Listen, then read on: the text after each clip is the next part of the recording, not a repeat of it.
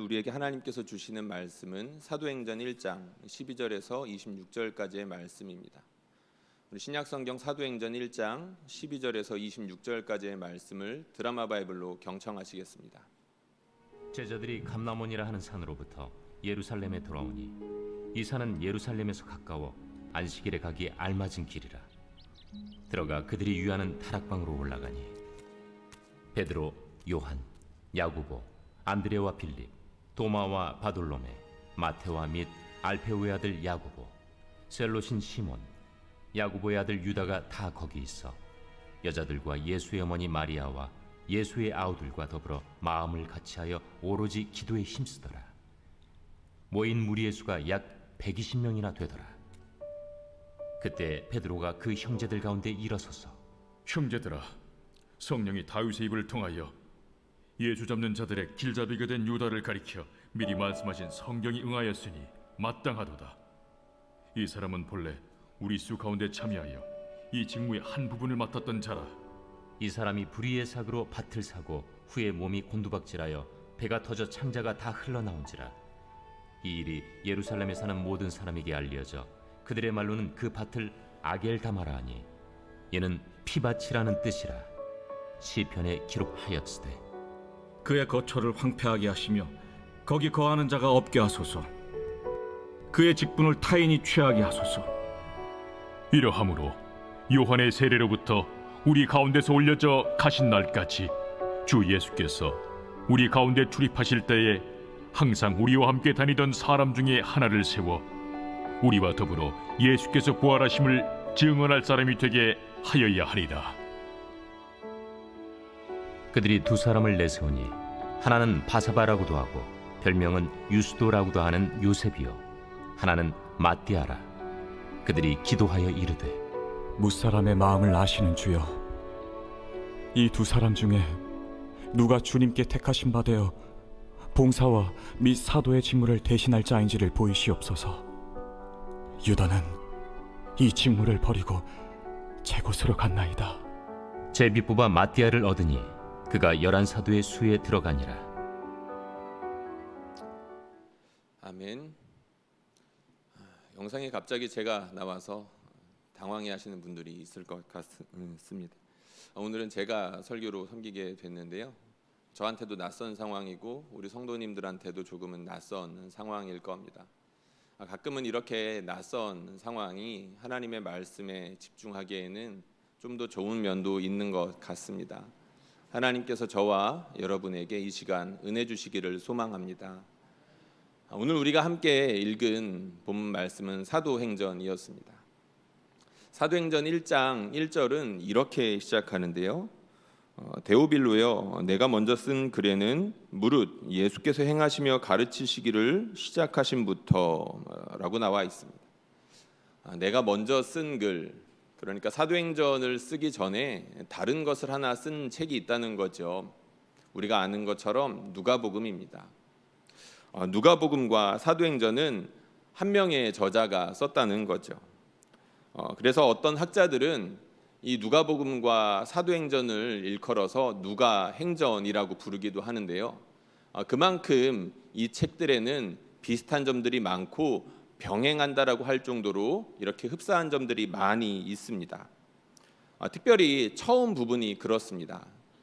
사도행전 1장과 2장을 보면 하나님의 교회가 어떻게 탄생하고 어떻게 시작하는지에 대한 이야기들이 나와 있는데 누가복음 1장과 2장에도 보면 예수님께서 탄생하시고 그 탄생을 영접하는 사람들에 관한 이야기들이 나옵니다. 사도행전 1장과 2장에 교회를 시작하는 여러 사람들의 명단이 등장하고 이름들이 등장하는 것처럼 누가복음 1장과 2장에도 보면 그렇게 예수님의 탄생을 기쁘게 맞이하는 사람들이 나온다는 거죠. 여러분들 누가복음 1장과 2장에서 예수님께서 이 땅에 오셨을 때 맞이했던 사람들 기억하실 겁니다. 특별히 목자들이 있었죠. 한밤중에 양을 치던 그 목자들에게 천사들이 나타났었습니다. 그리고 또 어떤 사람들이 있었습니까? 시므온과 안나라는 노인들이 있었습니다.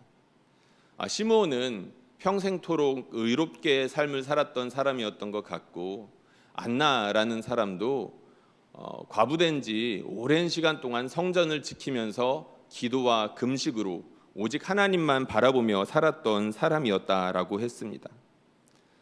그런데 마침 하나님께서 자신의 아들을 이 땅 가운데 보내셨을 그때에 목자들로 하여금 그 아기 예수의 탄생 가운데 함께하게 하여 주셨고, 시므온과 안나 역시 성령으로 감동케 하여 주셔서 아기 예수가 메시아라는 것을, 하나님께서 이 아기 예수를 통하여 이스라엘을 구원하시겠다는 것을 깨닫게 하여 주셨습니다.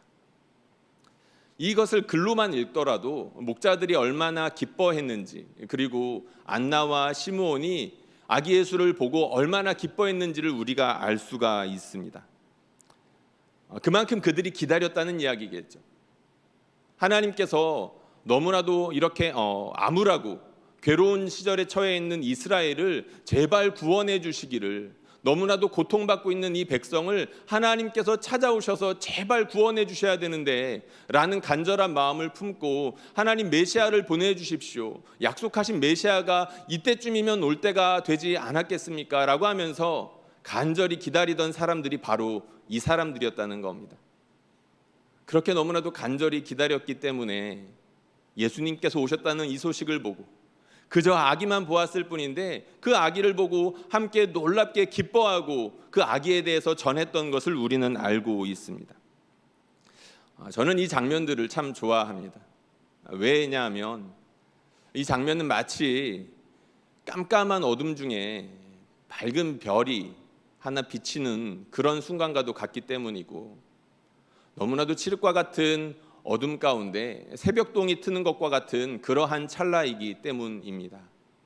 하나님께서는 놀랍게도 바로 그런 순간에, 그 순간을 오랜 시간 동안 기다려왔던 사람들을 지나치지 않으시고 그 사람들에게 은혜를 주셨던 겁니다. 여러분들 일출을 기다려보았던 경험들이 있으실 겁니다. 아마도 어떤 특별한 날에 그것의 특별한 추억들을 만들고 싶어서 일출의 순간을 함께 하려고 밤을 새도록 기다렸는데 4시까지 기다렸다가 4시 반까지 기다렸다가 해가 뜰 때쯤 깜빡 잠이 들어서 그 찰나의 순간을 놓치고 안타까워하는 경험들이 있으시겠죠. 저도 그랬었습니다. 전 이 장면 볼 때마다 그런 순간들이 생각이 납니다. 만약에 목자들이 그 자리를 비우고 있었다라고 한다면, 만약에 시므온과 안나라는 사람이 평생 그렇게 성전을 지키고 메시아를 기다렸는데 그 아기 예수가 정결 예식을 위하여 왔던 바로 그 순간에 자리를 비웠다라고 한다면 얼마나 안타까웠을까. 근데 감사하게도 하나님께서는 그 사람들이 있었던 바로 그 자리에 아기 예수를 보내어 주셨고, 그들로 하여금 아기 예수의 탄생 가운데 함께 기뻐할 수 있는 놀라운 기회들을 허락해 주셨다는 거죠. 이것은 코로나 중이라 함께 우리가 예배할 수 없고 각자의 집에서 하나님의 은혜를 사모하며 기다리고 있는 많은 성도들에게 위로가 되는 말씀입니다. 하나님께서 비록 눈에 띄지는 않더라도 자신의 자리를 지키면서 그 자리 가운데에서 하나님의 은혜를 사모하며 예배하는 사람들을 그냥 지나쳐 가시지 않기 때문이죠. 하나님께서 여러분들이 예배하는 그 자리 가운데 목자들에게 찾아가셨던 것처럼 안나와 시므온에게 그렇게 찾아가 주셔서 그들을 살뜰하게 챙겨 주셨던 것처럼 하나님을 사모하는 여러분들 하나님께서 반드시 챙겨 주신다는 겁니다. 누가복음에 병행한다라고 할 수 있는 바로 오늘 본문, 그러니까 누가복음 1장 2장에서 그렇게 하나님을 간절히 기다리며 메시아의 탄생을 기다렸던 사람들에게 하나님께서 은혜를 주셨던 것과 비슷한 내용이 오늘 말씀에도 나옵니다. 오늘 본문을 보면 먼저 제자들의 이름들이 이렇게 쭉 나오죠. 예수님께서 선택하셨던 그 사도들의 이름이 쭉 나오고, 예수님의 어머니 마리아, 그리고 예수님의 형제들과 그리고 예수님과 함께 했었던 사람들이 있었다라고 했습니다. 그리고 그 사람들이 함께 무엇을 했습니까? 기도했다고 나옵니다. 우리는 이 사람들이 왜 그렇게 모여서 기도했는지에 대해서도 알고 있죠. 예수님께서 말씀하셨기 때문입니다. 예수님께서 승천하시기 전에 너희는 내가 약속한 것, 아버지께서 약속하신 것이 올 때까지 기다리라 라고 말씀을 하셨죠. 그들은 기도했습니다. 예수님께서 말씀하셨던 것처럼 성령이 강림하실 것들을 간절히 기다리며 기도했었죠.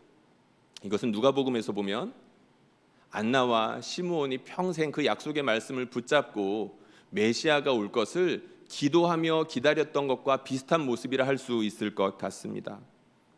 그리고 난 다음에 15절에 보면 그렇게 모여있던 무리의 수가 120명이나 되었다라고 나와 있습니다. 생각보다 많은 숫자죠. 예수님 옆에 보면 12제자들이 있었고 기껏해야 예수님의 형제들 그리고 예수님을 섬겼던 여자들 몇 명이 있었을 것 같은데 예수님 지근거리에서 예수님을 따라다녔던 제자들이 이렇게 많았다는 것을 우리는 알 수 있습니다. 그 사람들이 그렇게 모여 있을 때 베드로가 그 가운데 일어서서 한마디 하죠. 무엇이라고 말했습니까? 유다는 그의 직을 버리고 스스로 목숨을 끊었으니 우리가 그 사도의 빈자리를 채워야 할 것이다 라고 말했습니다. 그렇게 말하고 나서 2명의 사람들을 추천하게 되죠. 여러분들 사도행전에 보면 이렇게 사람을 세우는 이야기들이 오늘 본문에만 나오는 것이 아니라 다른 곳에서도 몇 번 등장하는 것을 알 수 있습니다.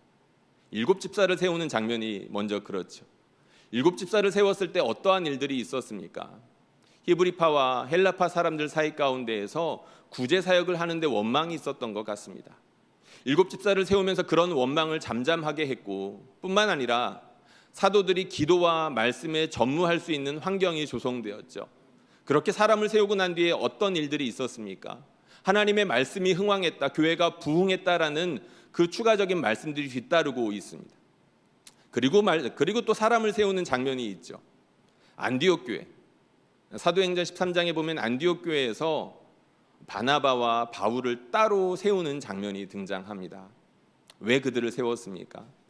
하나님께서 그들을 불러 따로 시키시는 일이 있었는데 그 일은 다름 아닌 세계 선교였습니다. 그때부터 바울의 본격적인 세계 선교 여행이 시작되면서 세계 각처 가운데 하나님의 교회들이 세워지기 시작했죠. 오늘 본문도 그런 장면인 겁니다. 하나님께서 이 사람들을 통하여서 본격적으로 무엇인가를 하려고 하시는데 바로 그 찰나의 순간 가운데 빈자리, 사도의 빈자리를 채우시며 교회의 조직을 갖추시고 그들을 통하여서 하나님께서 예배 받으시고 하나님의 일들을 감당하게 하시려는 바로 그 찰나의 순간이 바로 오늘 본문이었다는 거죠. 그렇게 중요한 순간 2사람이 추천을 받았습니다. 바사바라고도 하는 요셉. 바사바, 안식의 아들이라는 뜻입니다. 그리고 또 한 사람이 추천을 받는데 마띠아라는 사람이 나오죠.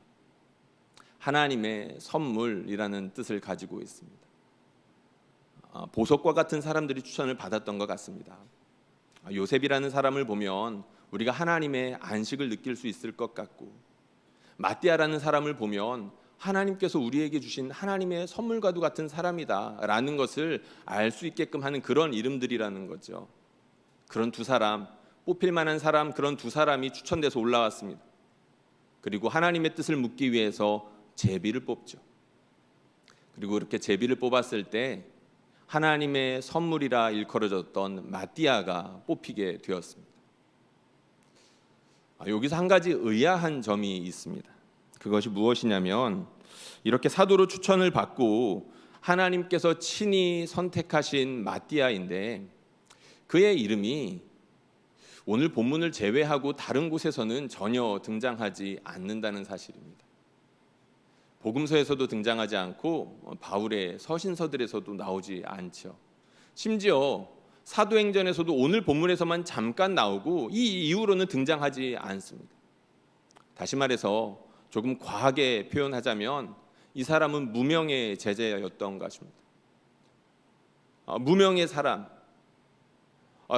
사도들이라고 한다면, 이렇게 사도로 추천받을 만큼 정도의 사람이었다라고 한다면 다른 사도들만큼 다른 곳에 이렇게 이름이 한 번쯤 나올 법도 한데 이 사람은 유독 다른 곳에도 이름이 등장하지 않는다는 겁니다.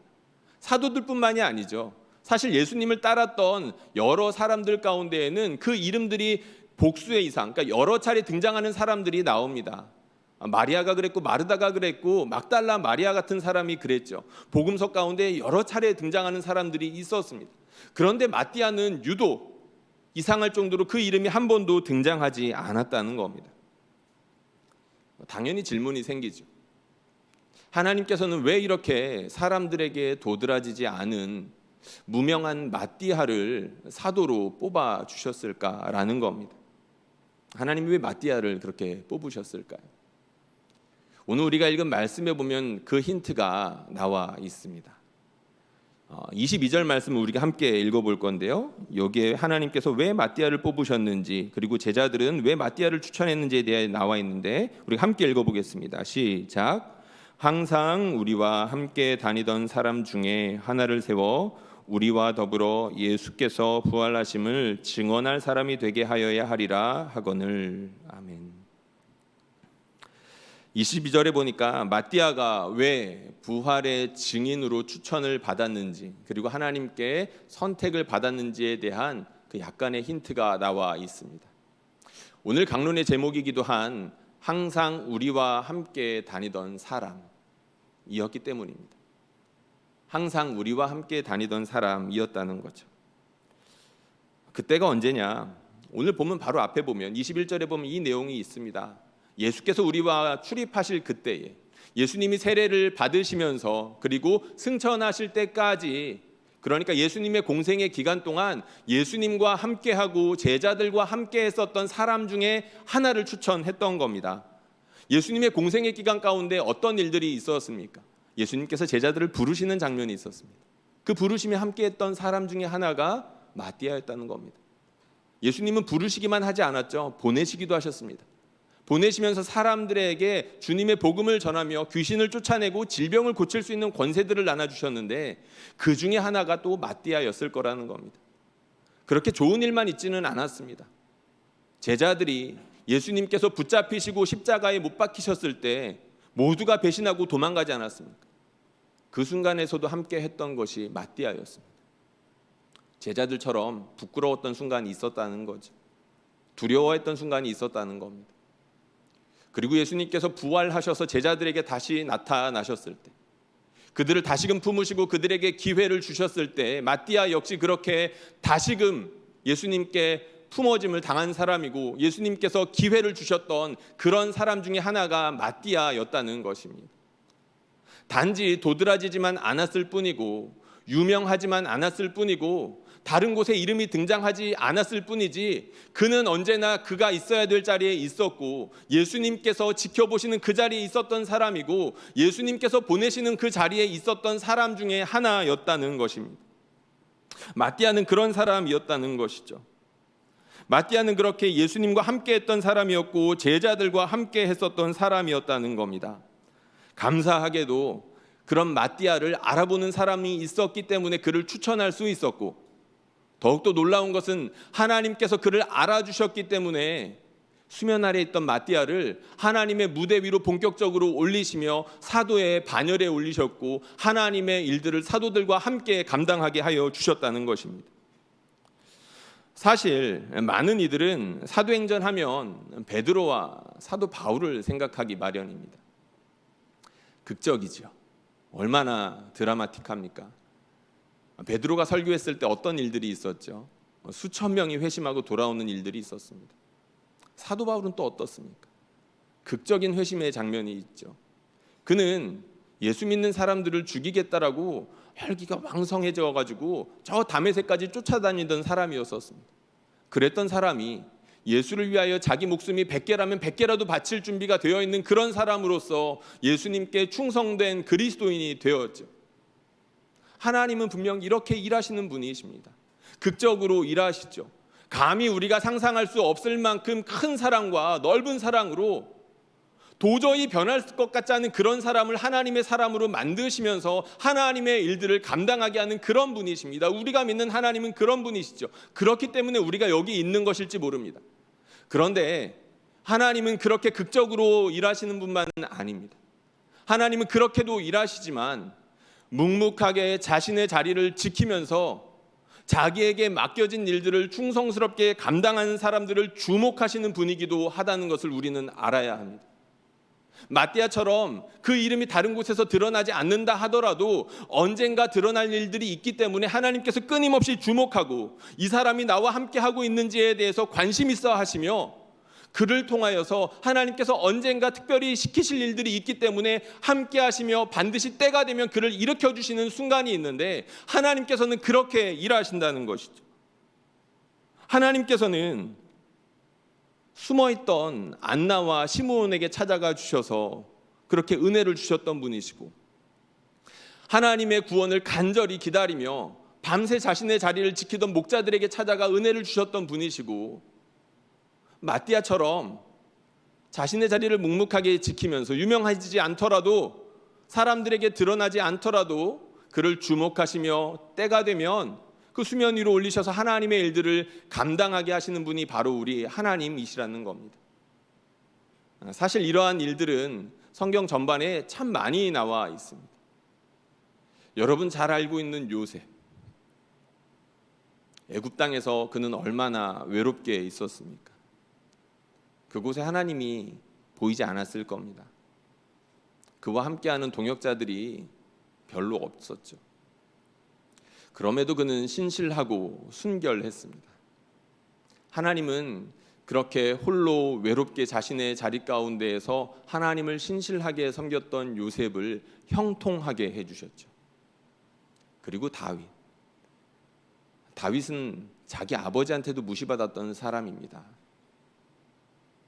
자기 형들 전부가 사무엘과 함께 잔치하는 순간에 부름을 받았지만 그는 막내라는 이유로 그리고 양을 치고 있다는 이유로 부름받지도 못했던 사람이었죠. 그런데 하나님께서는 주목하고 계셨습니다. 저 구석에서 아무도 주목하지 않는 그곳에서 신실하게 하나님을 섬기며 양을 치고 있던 다윗을 수면 위로 불러일으키시며 그를 이스라엘의 목자로 세워주셨죠.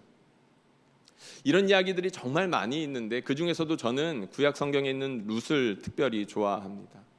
여러분들 다 잘 아실 겁니다. 룻은 모압 여인이었죠. 주목받기 힘든 그런 상황이었습니다. 과부였습니다. 가난했습니다. 그냥 그는 그렇게 힘든 상황에 자기 나라에 주저앉아도 되는데 굳이 시어머니를 쫓아 자기의 고향이 아닌 다른 나라까지 이민을 갔습니다. 이민을 갔으면 조금이라도 잘 살 수 있으면 좋은데 그곳에서의 삶 역시 비참했죠. 남의 밭에 들어가서 추수하고 떨어진 곡식 나달들을 주워가면서 겨우 연명하다시피 살아야 했었습니다. 그냥 남들이 보면 가난한 불법 이주문에 불과했던 것이 바로 룻이었다는 거죠. 그런데 놀랍게도 그를 주목하는 사람이 있었습니다. 먼저는 그의 시어머니 나오미였고 그리고 보아스였죠. 마치 마띠아를 알아주는 사람들이 그들 가운데 있었던 것처럼 룻의 진가를 알아보던 사람들이 다행히 있었다는 겁니다.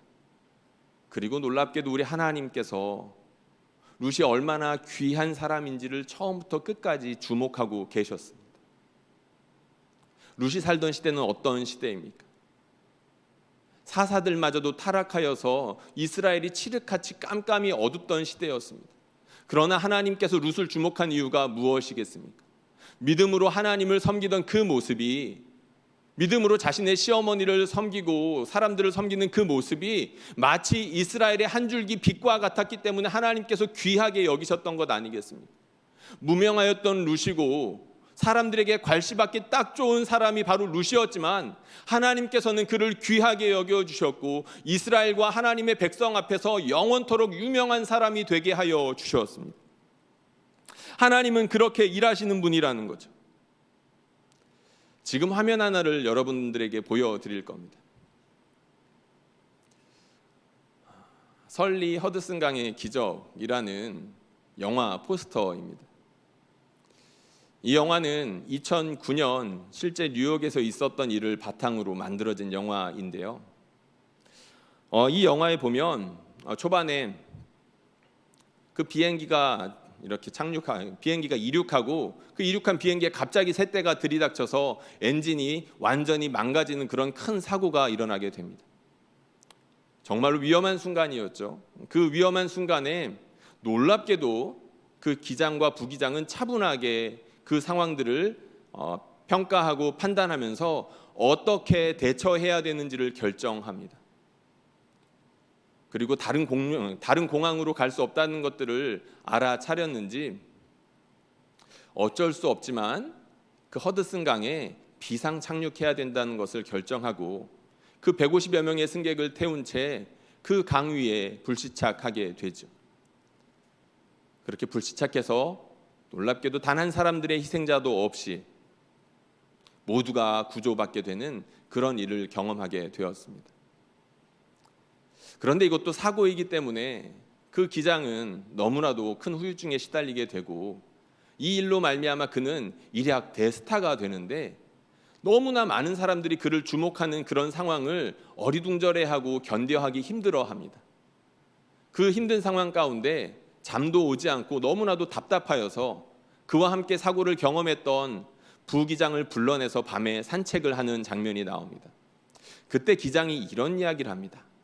무엇이라고 말을 하냐면 나는 40년 동안 100만 명이 넘는 사람들을 안전하게 태웠는데 사람들은 208초 동안 일어났던 일에만 집중을 하고 있어. 이상하지 않아?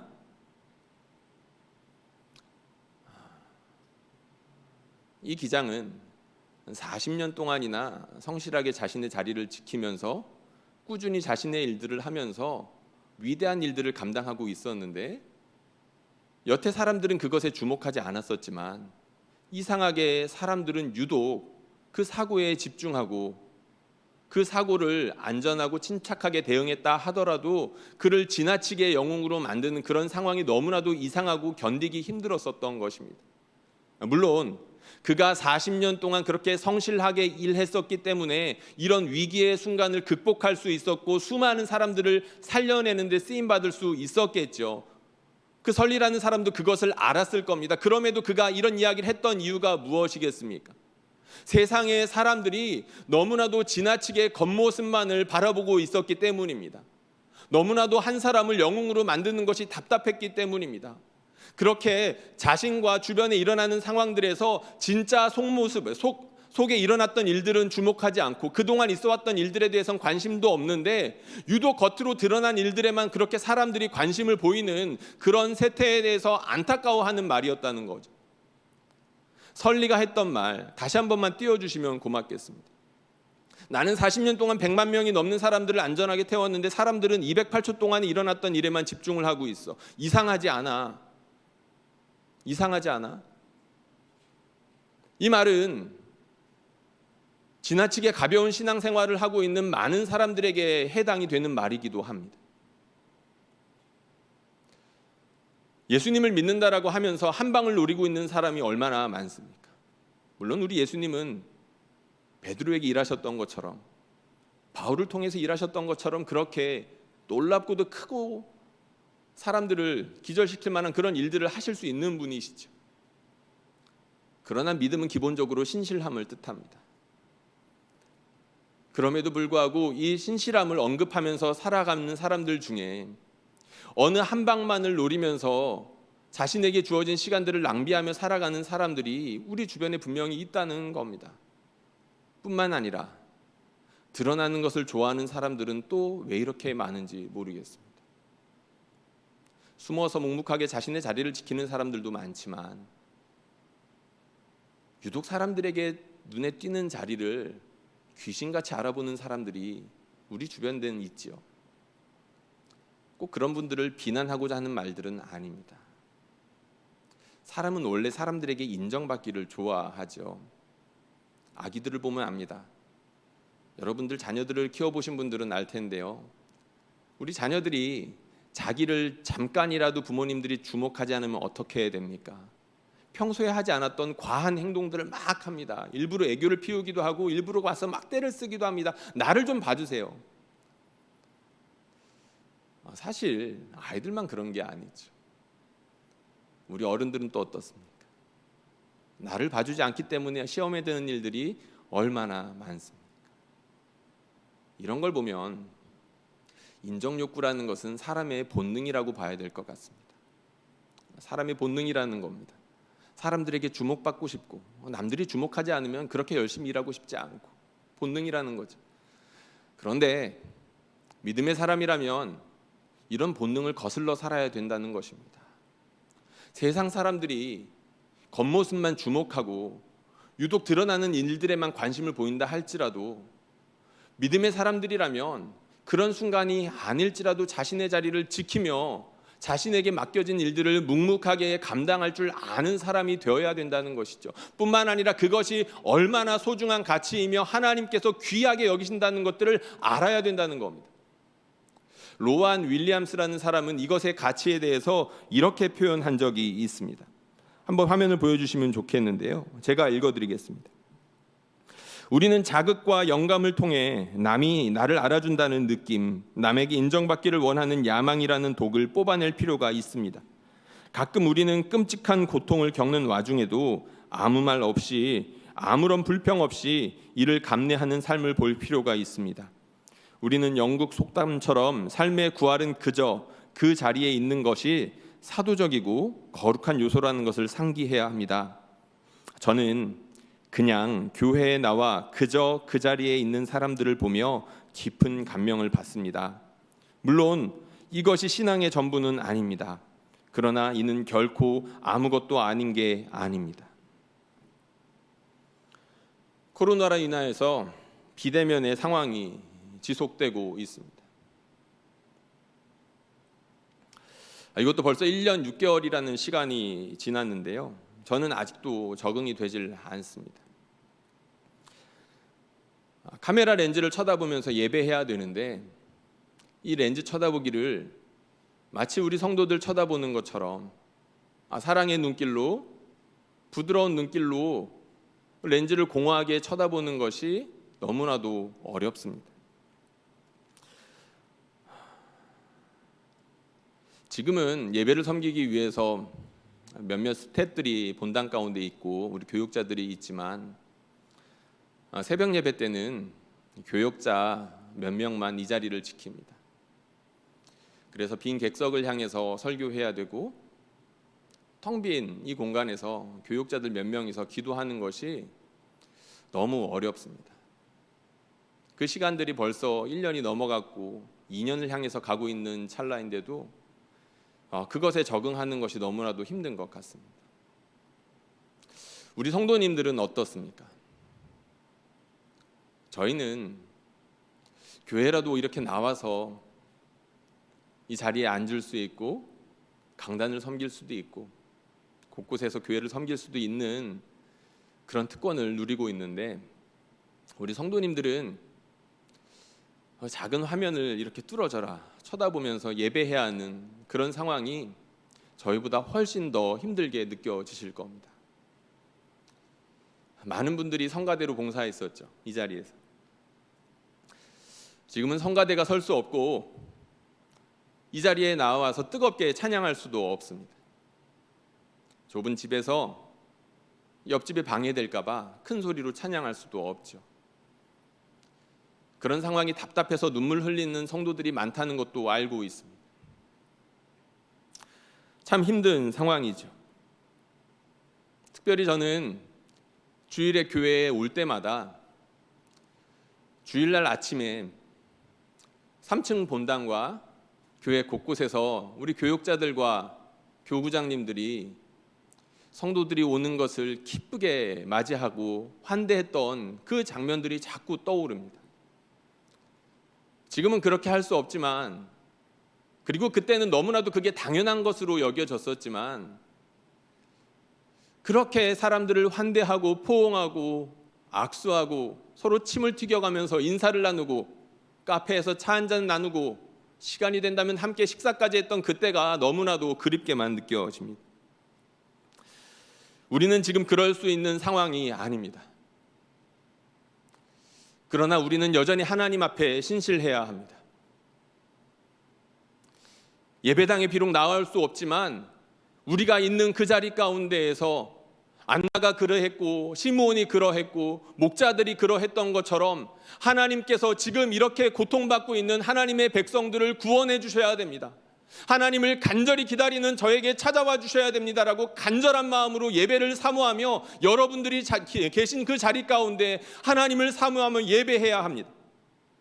비록 비대면의 상황이라 할지라도 부활의 영이 지금도 역사하고 계신다는 것을 안다면 우리는 우리가 처한 상황 가운데 부활의 영에 민감하며 순종하면서 하나님께 영광을 돌리기 위하여 우리가 할 수 있는 일들을 마땅히 해야만 할 것입니다. 감사하게도 우리 주변에는 그렇게 신실한 사람들이 있고 하나님의 성령은 바로 그런 사람들을 통해서 여전히 하나님의 일들을 하고 계신다는 것이 감사한 일이죠. 몇 달 전부터 한 집사님 부부께서 저에게 전화로 부탁을 해오신 것이 있었습니다.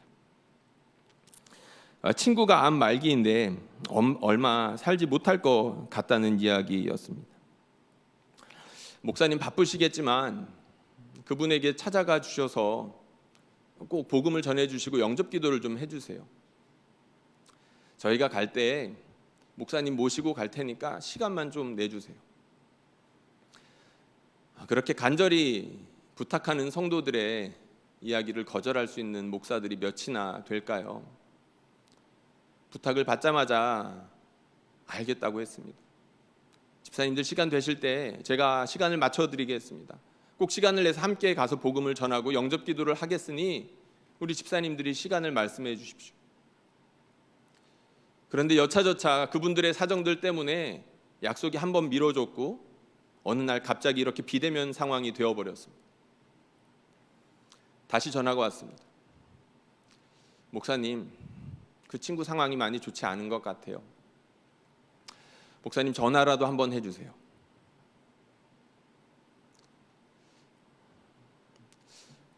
전화번호를 받고 바로 전화를 드렸습니다. 아마도 사전에 이야기가 몇 번 되어 있었던 것 같았는데 전화를 바로 받아주셨고 불편 하나 없이 저에게 응대해 주셨습니다. 근데 그 암이 많이 진행된 상황이었고 대답을 이렇게 선명하게 하실 수 없는 상황이어서 제가 미리 누구누구님 지금 많이 불편하신 것 같은데 대답하지 않으셔도 돼요. 그냥 제가 짧게 복음에 대해서 말하고 그리고 우리 성도님 이름 넣어서 기도할 건데 마지막에만 힘을 내서 아멘이라고 답해 주시면 돼요. 짧게 이야기했습니다. 그리고 그분의 이름을 넣고 그분이 예수님을 믿으니 우리 하나님께서 우리 아버지께서 그분을 받아주십시오. 천국 백성이 되게 해주십시오라고 간절히 기도하고 아멘 했습니다. 근데 감사하게도 그 성도님께서 아멘으로 화답해 주시는데 그 분위기가 즐거웠습니다. 너무 아프신 분이시고 죽음을 앞에 두신 분인데 그 복음을 듣는 것도 그렇게 유쾌한 장면은 아니었을지도 모르는데 그것을 즐겁게 들어주시고 기꺼이 아멘 해주시면서 이렇게 얘기해 주셨습니다. 목사님, 우리 다음에 꼭 봬요.